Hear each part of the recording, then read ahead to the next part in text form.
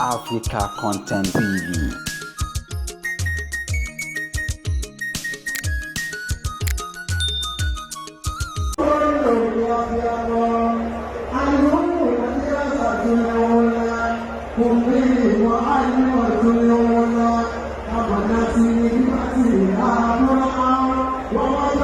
Alhamdulillah.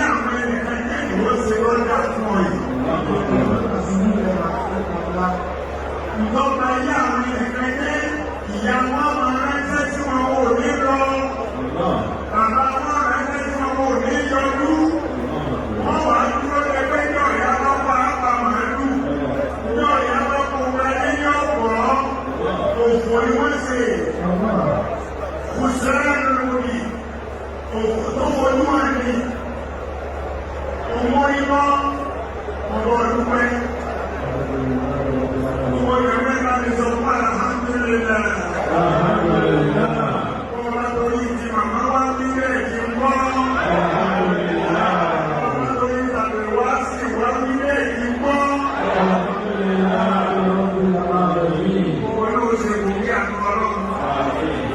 وقال رسول الله صلى الله عليه وسلم àmẹ́wáṣe ibi ọwà iná lọ́wà ọmọ tí wó ọ̀nì gbangba ní ìtàlọ́mù ọ̀sọ́nà ni ọlọ́ni káyọ́ fẹ́ràn rẹ̀ dé òní tẹ́ owó òní tí owó òní kàdùkú òní pàdémáyé lára owó ìwọ ni best winner nínú ẹbí àbẹ̀wọ̀ lọ́wọ́ ní ìjọba àwọn ẹ̀kọ́ àdẹ́sọ́gbọ́n lórí ìjẹ́ àdẹ́sọ́gbọ́n lórí ìjẹ́ ọ̀pọ̀lọpọ̀ àwọn ẹ̀gbá rẹ̀ ẹ̀yìn kò ní ṣẹ́rú ara wọn owó ilẹ̀ lówó ẹ̀ẹ́dọ́lá ẹ̀ẹ́dẹ́kò ẹ̀ẹ́dásẹ́ ọ̀nà tí ó ga nílùú Muhammad gbogbo èèyàn lókìkí ẹ̀wà ní